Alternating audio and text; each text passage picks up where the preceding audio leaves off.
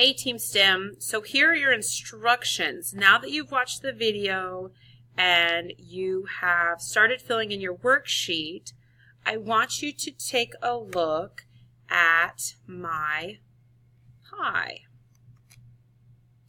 Oh, no, not that. Here you go. So this is my pie. And to give you some perspective, here's my pen. Okay?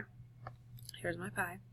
So I want you to estimate the diameter of this pie and also the circumference of my pie. Okay? So you're going to do that, and you're also going to write these down on a Post-it note. Teachers, please give your kids a Post-it note or a scratch sheet of paper, but they're going to need it to be able to stick on our graph upstairs. Your diameter is going to be your X value, and your circumference will be your Y value. Okay, so teachers, pause the video a minute and let the kids work on their estimates. Here is a picture of my pie for you to freeze your screen on if you need to.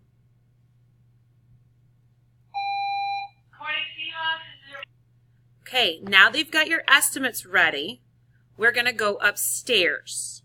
In the cafeteria, you're going to stay in your Team STEM groups. As a class, you're going to sit at the same table, okay?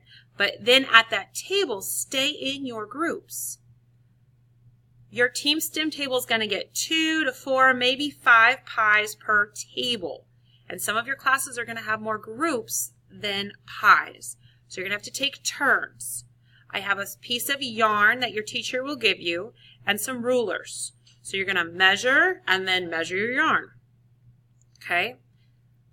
Again, your circumference is your Y value and your diameter is your X value, okay? So you're going to plot this point on the second big graph that I have for you up on the wall, okay? And once everybody has taken care of that, then we will all get to eat some pie. So make sure that you are using those STEM core values and that you are showing respect to others and you are including everyone at your table, okay? So enjoy your pie, and thanks for doing our Pie Day activity.